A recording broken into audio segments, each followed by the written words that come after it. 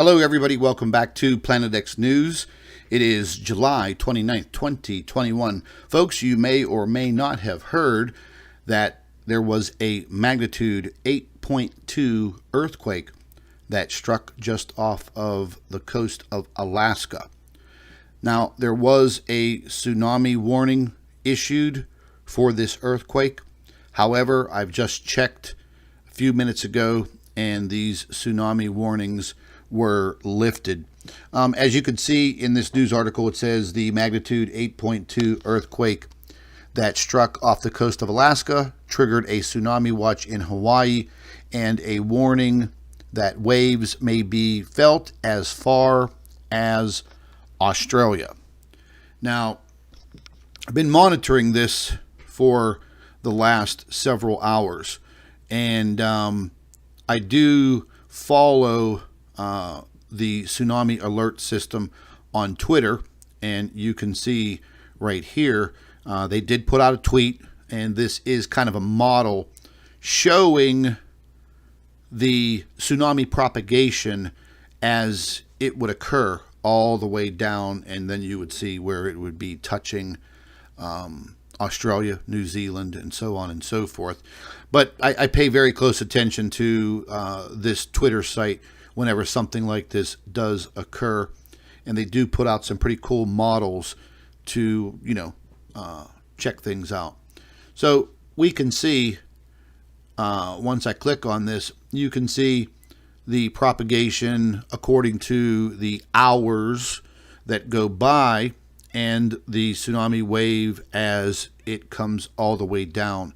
And again, yes, it would have been clipping the northern tier of Australia, New Zealand. It would have impacted the west coast of the United States. Well, hell, it would have made its way all the way down to the coast of South America. But again, this tsunami warning has been lifted, thank goodness. Magnitude 8.2, nothing to mess around with. That region up there in Alaska, it's kind of prone to these larger earthquakes.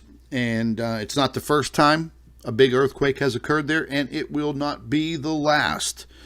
But, I've been going back and forth and digging up some information and seeing, okay, what was the major cause of this earthquake? And we'll get into that. But you can see that if this tsunami did come down, it would have been impacting the state of Washington, Oregon, and Northern California. It would have also been impacting Japan. Okay, and again, making its way all the way down. The bad part is Hawaii would have been right in the middle of this tsunami. Again, all hypothetical, did not happen. Tsunami warning lifted. So we're going to be looking at some other aspects of why this earthquake possibly happened. And I'm going to be getting into that here. We're going to be taking a look at the Earth's magnetic field and the solar wind, because, we did have several solar events leading up to this. And, mainstream science before has always said, oh, there's no correlation between the sun and, earthquakes. This is a little chart that they posted that was showing a lot of the warning areas for the tsunami advisory. Again, highlighted in orange and red, the biggest threat areas. And again, fortunately, the tsunami did not come, and the warnings were all lifted. The depth of this earthquake was approximately 32 kilometers deep, and that is about 19 miles deep. This next chart that they posted, this is also pretty cool. This is the propagation forecast for that tsunami, computer-generated graph, and it will show you how the energy of that tsunami would have been moving based on the epicenter of that earthquake. It's pretty interesting. They do have some very, very good technology now to spot and chart any tsunami.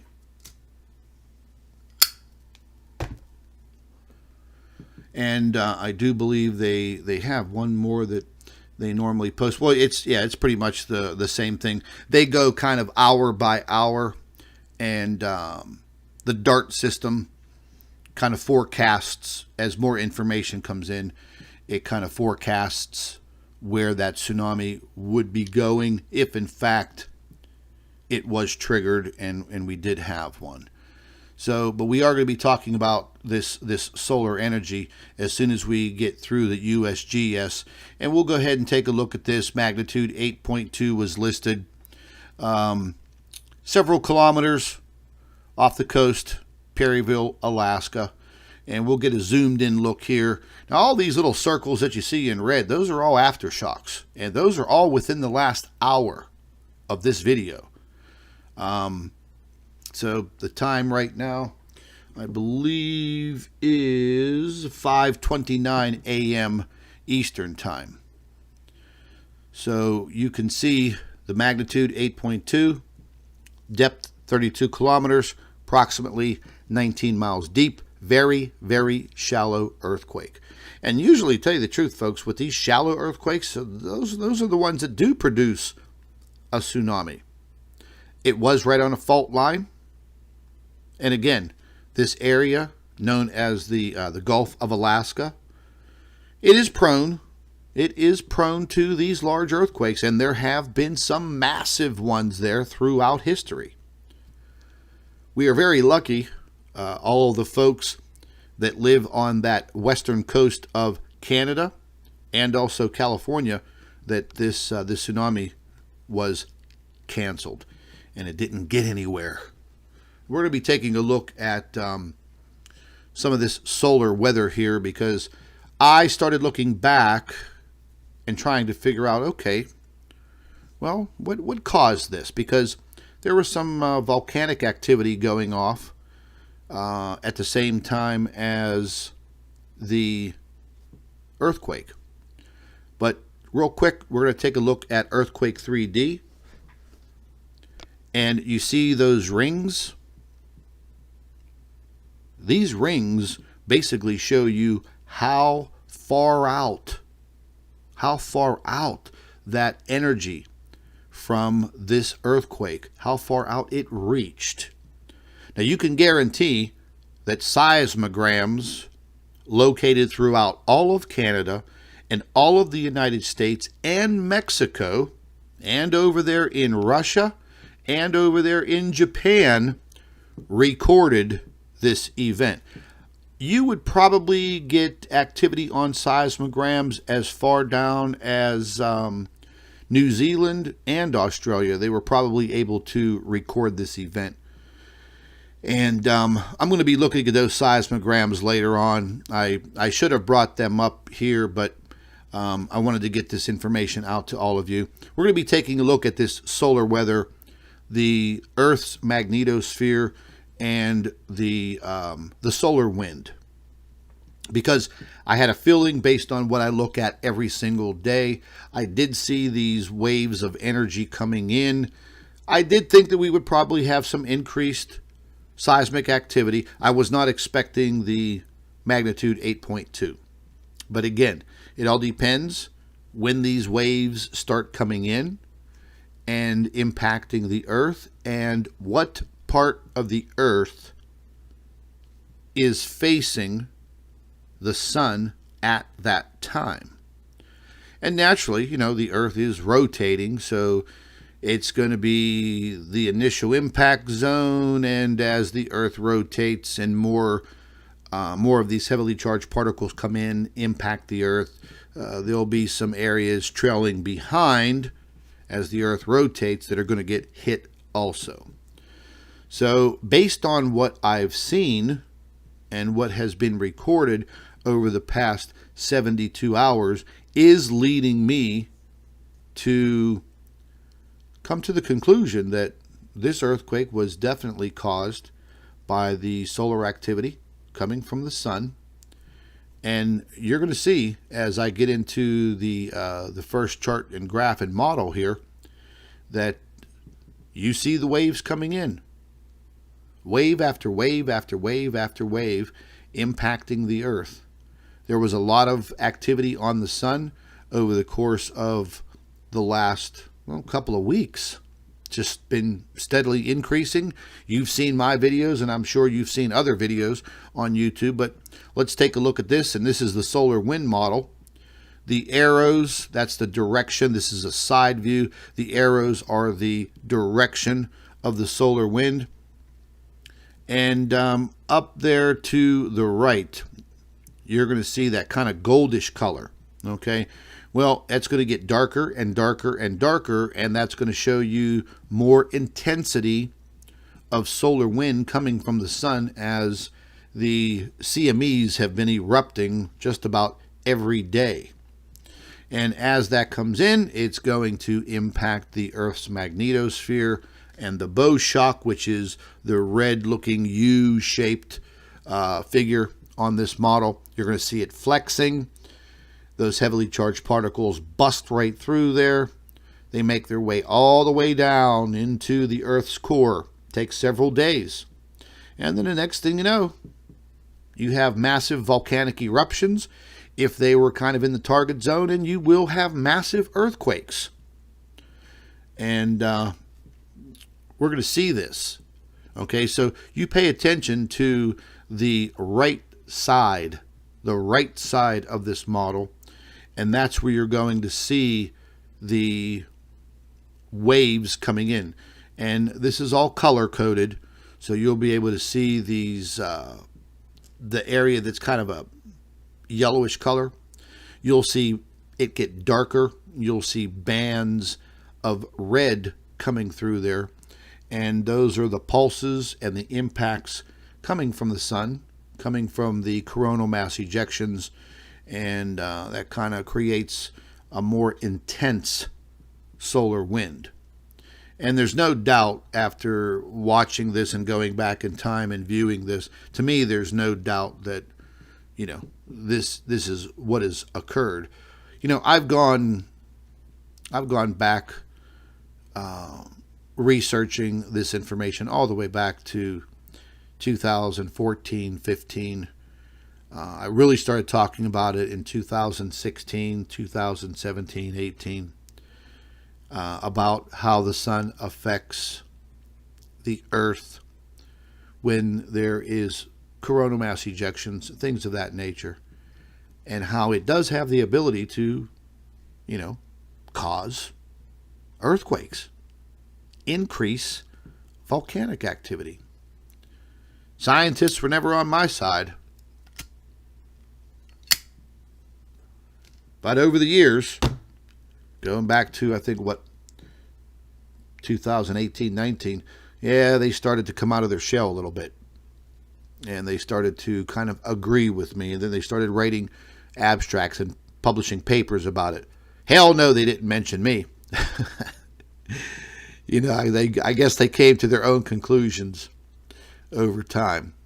But, you know, as we go ahead and get this model started, you're going to go ahead and start to see these bands coming in. And, you know, I've started this now. You'll see the time up above. Now, this is going to go back a couple of days. Okay, this is when the solar activity was coming in. 26th, 27th, 28th.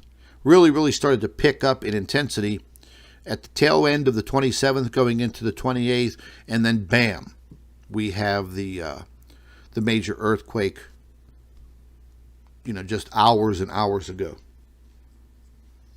And, you know, it's a good thing that earthquake wasn't on land. Big difference, you know. But here you could see these bands coming in, identified in red. That area should be yellow to the far right of this model. That should be kind of a, you know, a light colored yellow. The more intensity, the darker it's going to get. Hell, I've seen that whole area encapsulated in red before. But our magnetosphere is not, you know, up to full strength. We are still in a kind of a lower strength because the Earth's magnetic field responds to the sun's magnetic field. The sun's magnetic field is still kind of low as it's coming out of the solar minimum. So as that increases, the sun's magnetic field increases as it moves into solar maximum, the Earth's magnetic field will start to increase. Will it prevent any of this from happening? Nope. It will not. It will not. You know, these heavily charged particles, folks, blasting through space, they're going to break through the Earth's magnetic field. It happens all the time. It's been happening since the beginning of time. However, we do have other factors out there. We've talked about them. You've seen the photographs of that other factor. And it is what it is. I think over the course of the next 3 to 5 years, we're going to see things occurring on this planet that you probably never even dreamed about. It's a possibility that those dreams turn into nightmares. Not trying to scare anybody, but it's just based on facts. You know, we're already seeing extreme weather. We're already seeing extreme flooding. There are parts of this world that are in complete drought right now. But as the activity picks up on the sun during this solar maximum, as we continue to move into it, things are going to start to change rapidly over the course of the rest of this year and for the next 11 years. What we're looking at now here is the Earth's magnetosphere. Again, this is a side view, okay? The Earth is the little black and white sphere in the center there. The red arch is the Earth's bow shock or bow shock, as it's referred to.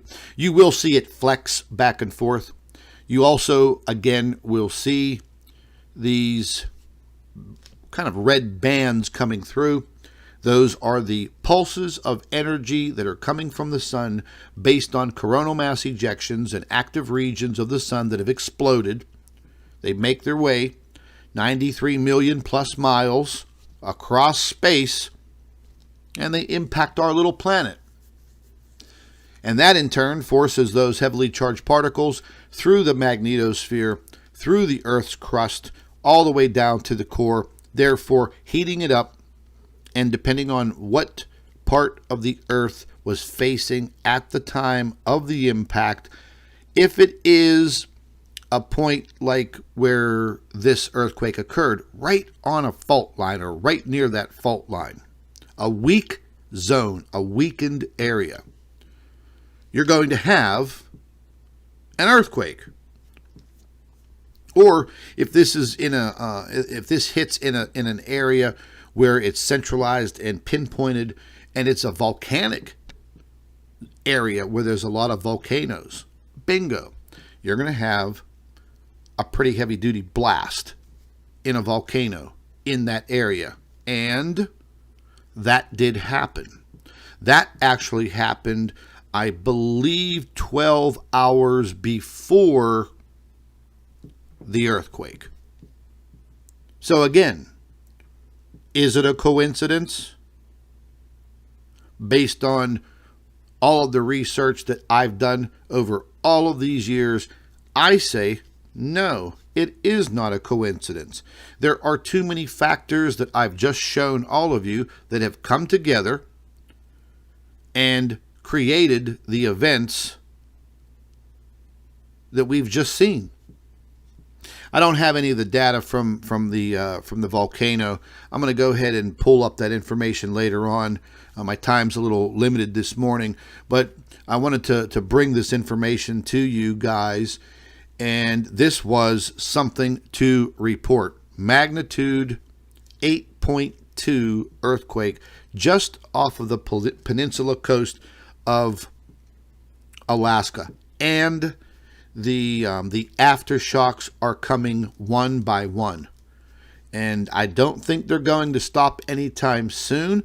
Hey, there have been periods of time when aftershocks have occurred in the Gulf of Alaska for days and days and days, leading up past a week to 10 days. Several years ago, I don't know, I think there was like 700, 800 aftershocks in the Gulf of Alaska that occurred. So again, you know, this is some of the ways that we can look at this information and go back in time and try to figure out what happened. How did this occur? And, you know, just yesterday, I showed all of you some of the newest photo captures of our stellar core. And as I bring them up again, and you take a look at the date, take a look at the dates. This is the 26th, okay, on this photograph. And I told all of you in my prior video that we would be expecting a coronal mass ejection on the western limb of the sun in approximately 3 to 5 days. What happened? Bingo, right on time. That coronal mass ejection occurred. We were able to get a really, really good photo capture of this object right where it was supposed to be, right on time in its 28-day orbit. So look, I don't have a crystal ball. So when I made that video days and days ago, and I told you that within 3 to 5 days we would get this photograph, we would see the coronal mass ejection in that area, well, that occurred. Is that a coincidence? No, it's not. That is based on all of this research, all of the timing that I've recorded over all of these years to come to these conclusions and show all of you what we're talking about here today in this video.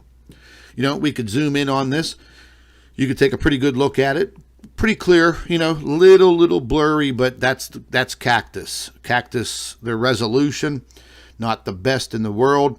We could take a look real quick at the negative of this this photograph. Pretty good detail.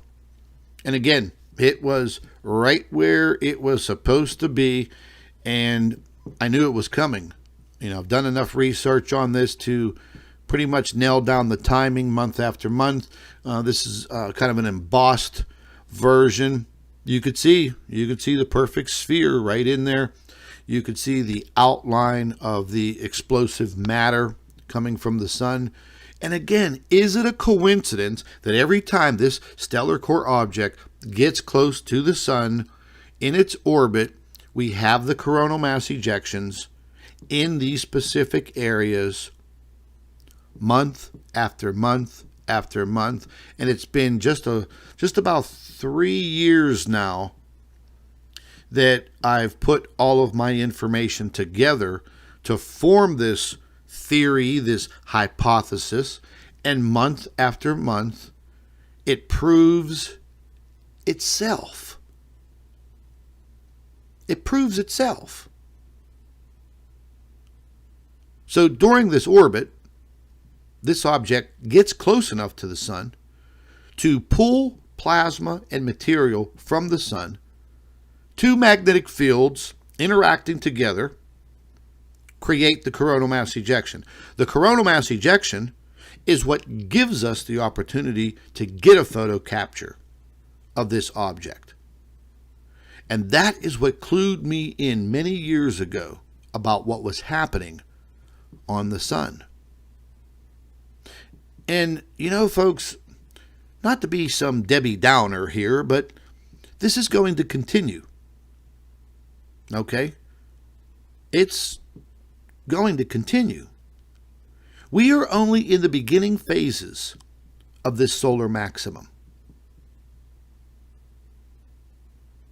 Which means each day that goes by, the activity on the sun is going to increase. That's natural. That's a natural 11-year cycle. Scientists have been on to that for a long, long time. So we're now in the beginning phases of the sun's transformation, the sun waking up. But through this solar minimum, when the sun was supposed to be asleep and solar activity was supposed to be at a minimum, it wasn't. The sun was super active, producing coronal mass ejections almost on a daily basis. And again, allowing us to get absolutely phenomenal photo captures of this object that everybody says doesn't exist. But yet, they've been looking for it for decades.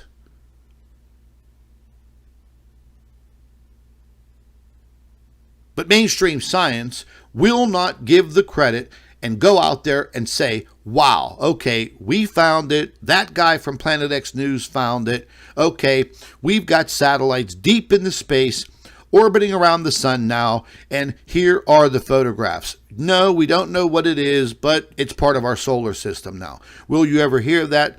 Probably not.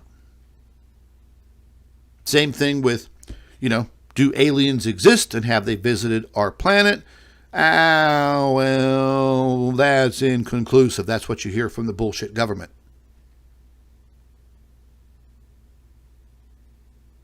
Why do you think that they want to get to Mars so bad? Why do you think they want off of this planet? It's like the elite want off of this planet. They want to go to Mars. They want to create a civilization on Mars. What do they know that we don't know? Is this planet doomed? Oh, the Earth's not going to be here forever. But man, they're really making these pushes to get out there and inhabit another planet a little further away from the sun.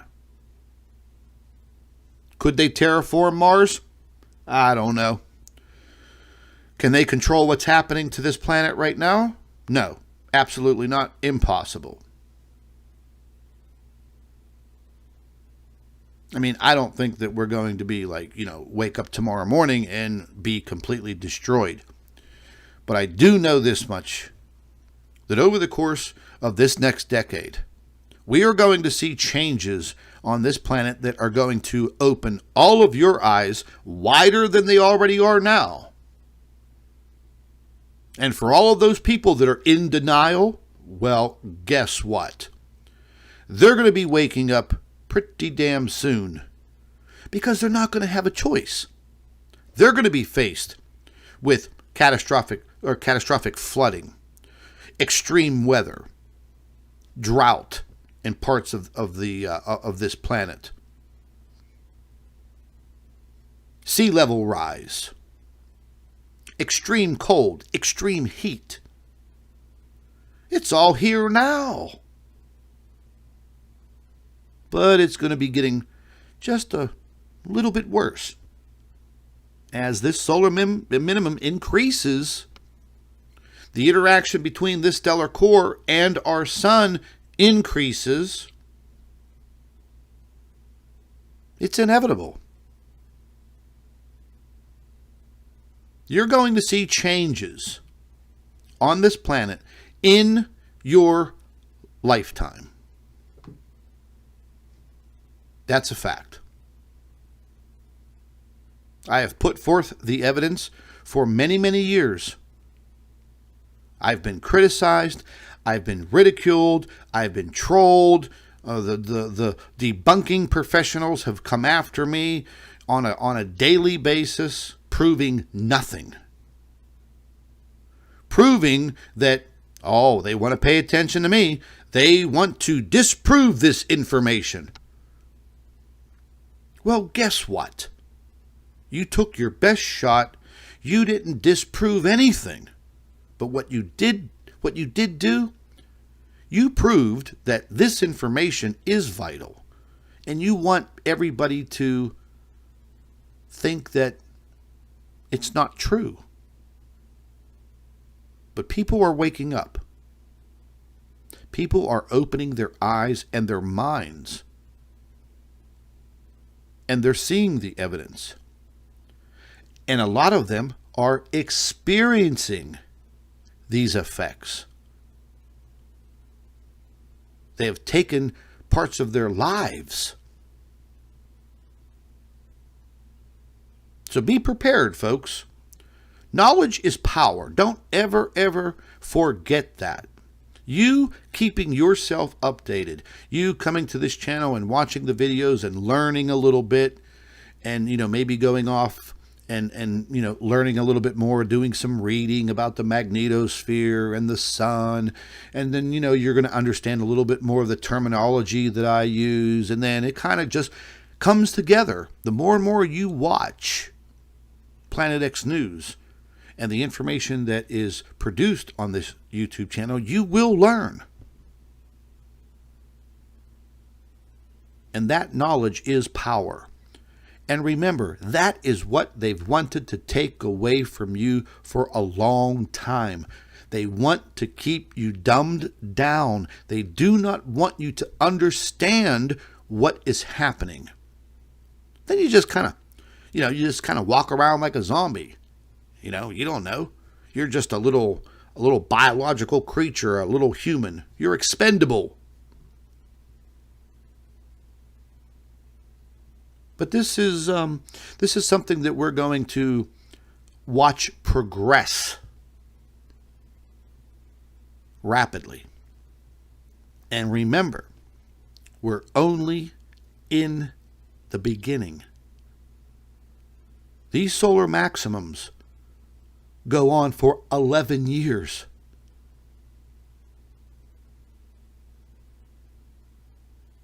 We've just opened the door to the solar maximum. We're only in the beginning.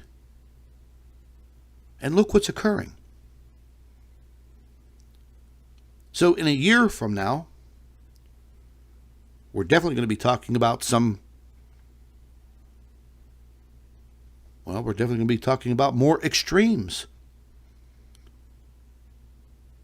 And then going through that 3 to 5 year position, well, that's going to be like kind of a crapshoot, but I can guarantee that it's not going to be a good one. We're going to see more climate change. We're going to see more melting at the North Pole. We're going to probably see a little bit more sea level rise, more flooding, more earthquakes, more volcanic activity, stronger hurricanes, stronger cyclones, stronger tornadoes, colder winters in some parts on this planet, some areas, not all. We're also going to see extreme heat, very extreme heat. Not across the whole planet, but in some areas based on the Earth's tilt, the Earth's wobble that we've all discussed here, that I've talked about for many years. I believe that this Earth wobble is getting more intense. That Earth wobble takes 365 days to complete. So during the course of a year, that wobble is just a little bit worse than it was the year before. There are charts that show that. It's just not me making the information up. Why do you think they're putting so many GPS satellites in orbit around this planet?